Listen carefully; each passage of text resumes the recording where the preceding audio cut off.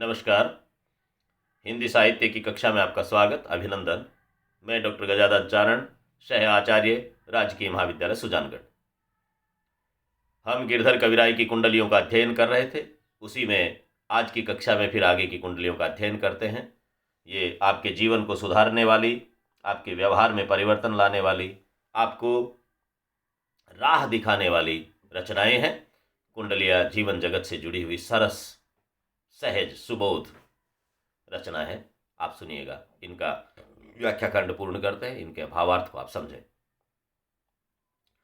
साईं सब संसार में मतलब का व्यवहार, जब लगी पेशा गांठ में तब लगी ताको यार, तब लगी ताको यार, यार संग ही संग डोले, पैसा रहा न पास यार मुख से नहीं बोले, कह गिरधर कविराय जगत का याही लेखा, और करत बेगर जी प्रीत मीत कोई बिरला देखा।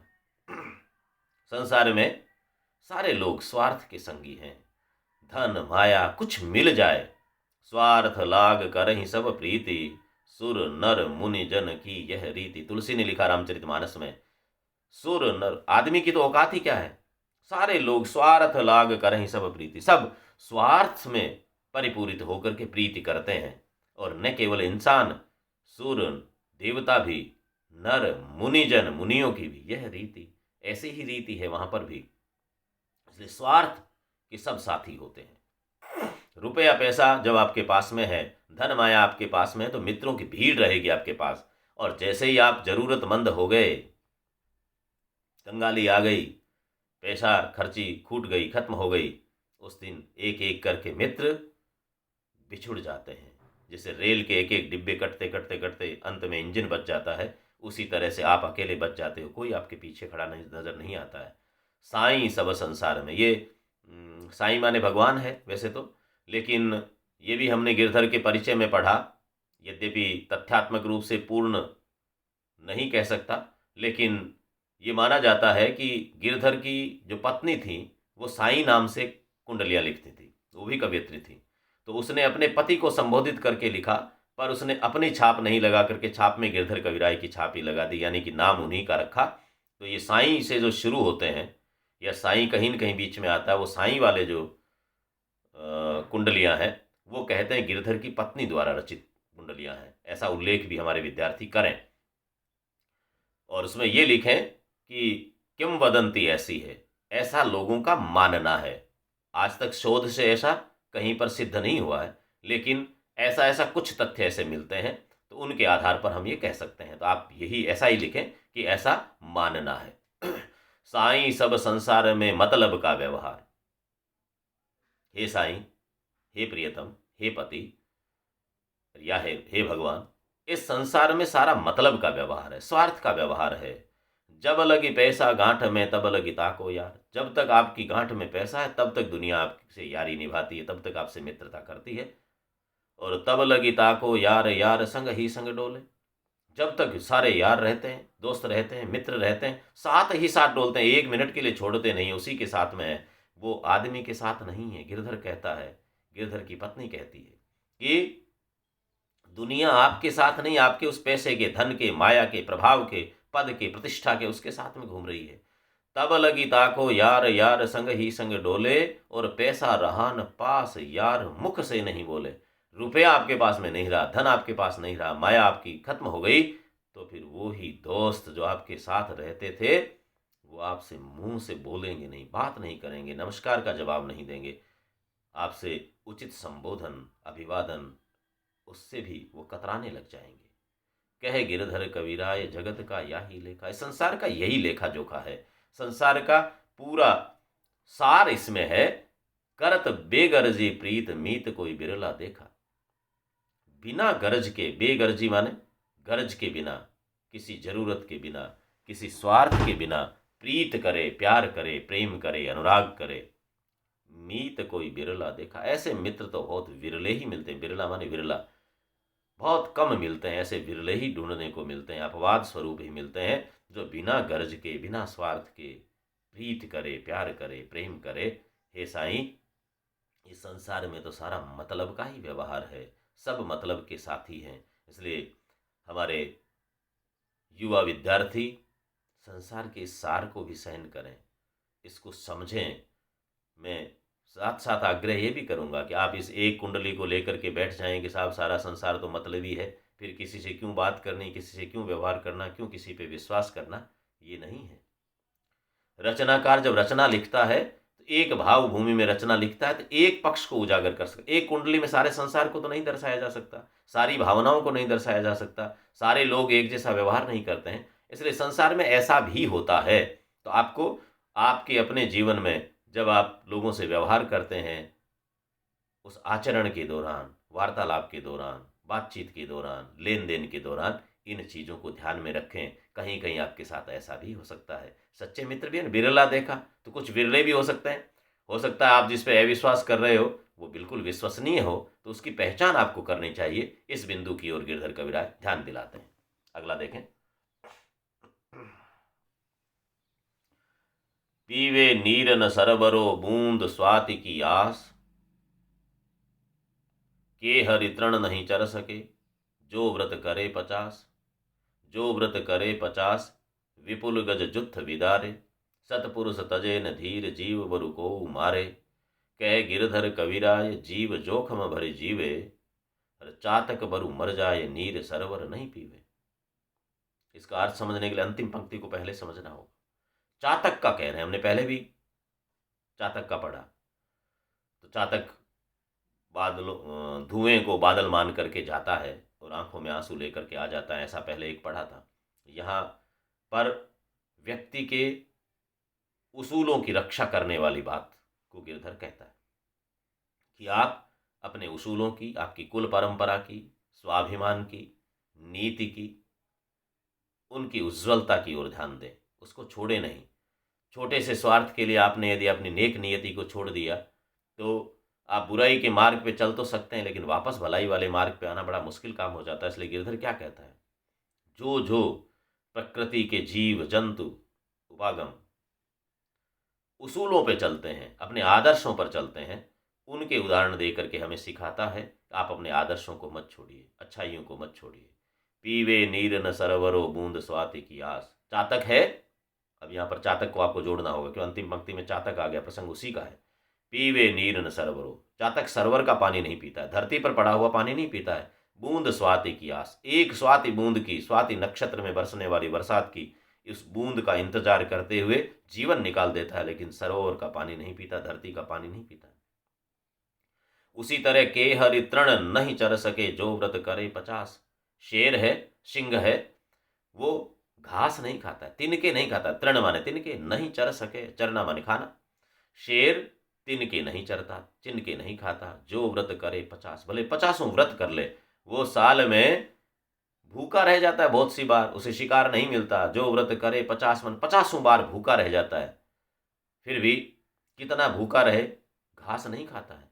जो व्रत करे 50, विपुल गज जुत्थ विदारे।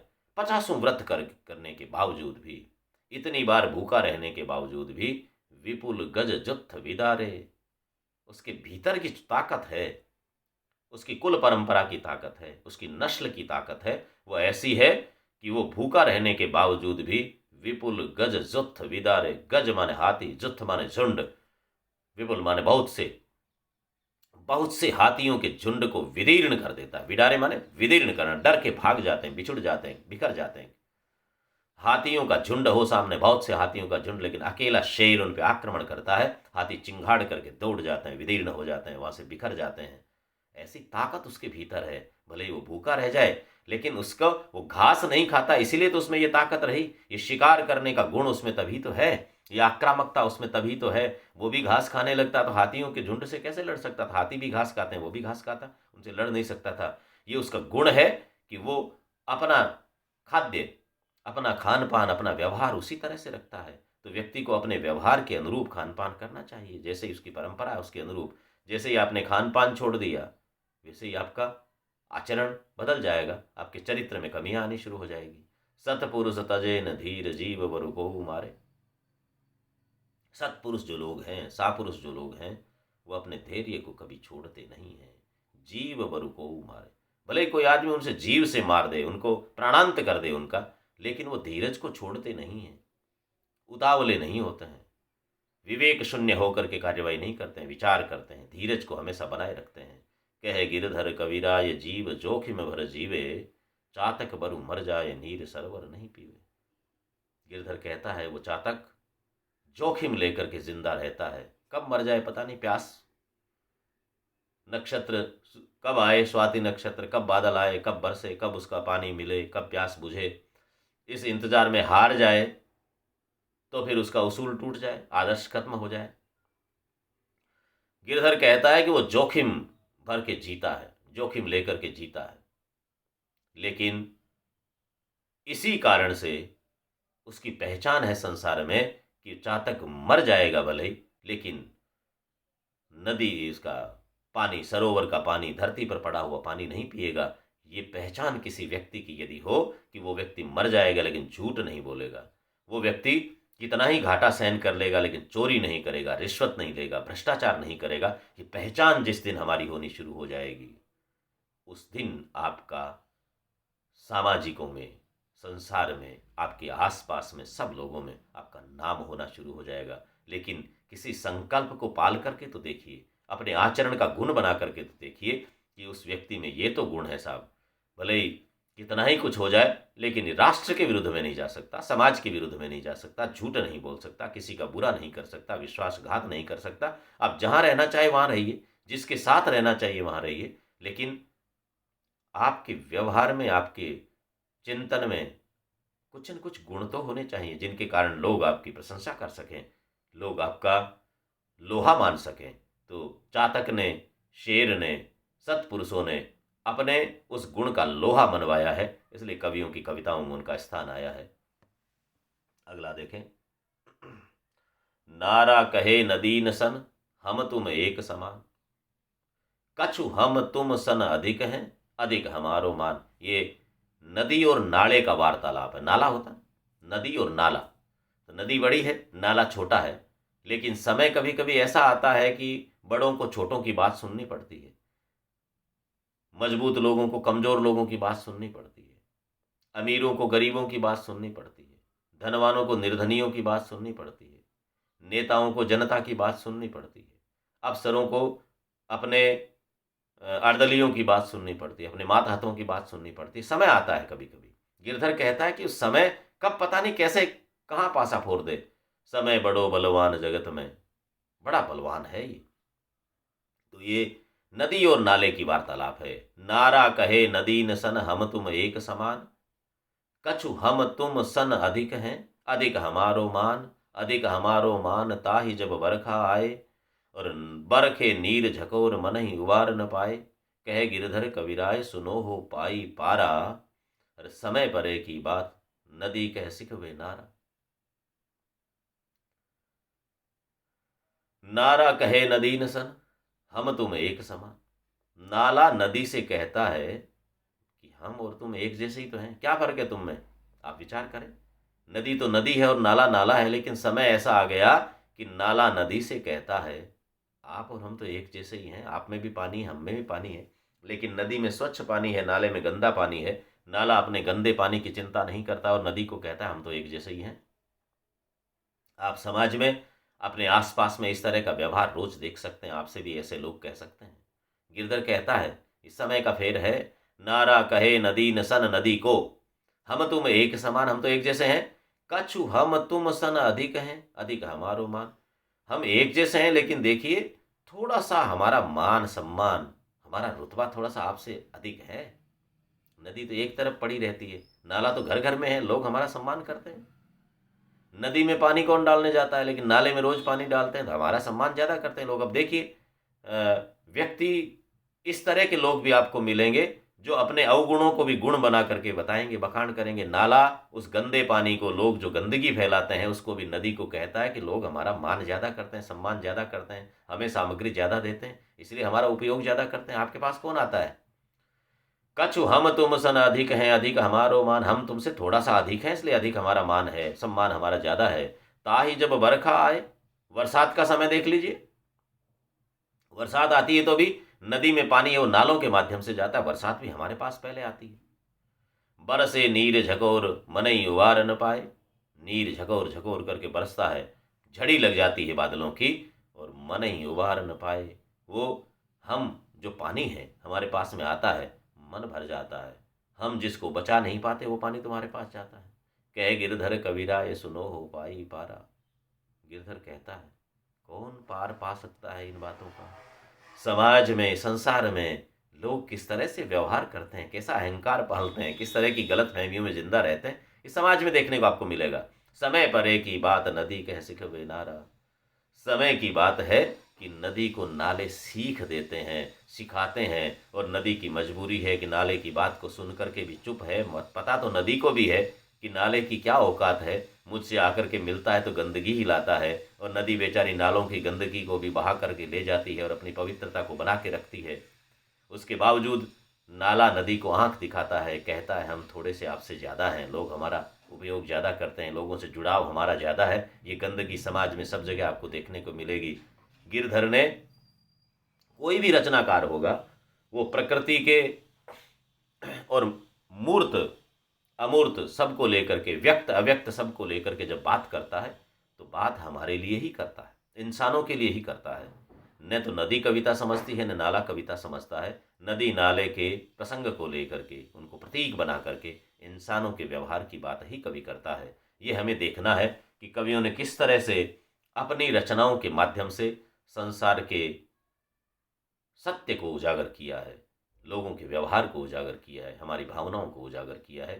तो ये हमारे विद्यार्थी मित्र ये समझें कि आपके सामने भी इस तरह की परिस्थितियां आएंगी, दुखी होने की ज़रूरत नहीं है। ये समय का फेर है। नदी नालों के कहने से अपनी पवित्रता थोड़ी त्यागती है। नदी नालों के उस अहंकारी कथन को मान करके ये थोड़ी कहती है कल से मैं भी लोगों के घर घर जाऊंगी, मैं भी तुम्हारी तरह पानी वहां से लूंगी, गंदा पानी मैं भी लेना शुरू कर दूंगी। ऐसा नहीं करती। वो अपनी पवित्रता को बना के रखती है, कोई जवाब नहीं देती है, चुपचाप बहती है। और एक समय आता है जब दुनिया के सामने सब कुछ खुलता है तो नालों में लोग थूकते हैं और नदी की पूजा करते हैं, आप देखते हैं। इसलिए आप में गुण होने चाहिए, आप अपने उसूलों पर खरे रहें, अपने आदर्शों पर खरे रहें। आपका समाज में मान सम्मान होना तय है। थोड़े दिनों के लिए परेशानियां आ सकती है, लेकिन वो सत्य परेशान तो हो सकता है, पराधीन नहीं हो सकता। सत्य परेशान हो सकता है लेकिन परास्त नहीं हो सकता। इस तथ्य को आप ज्ञान में रखें और अपने जीवन को सुरम्य बनाएं। पुनः पुनः धन्यवाद। अगली कक्षा में फिर पढ़ेंगे। आज के लिए इतना ही।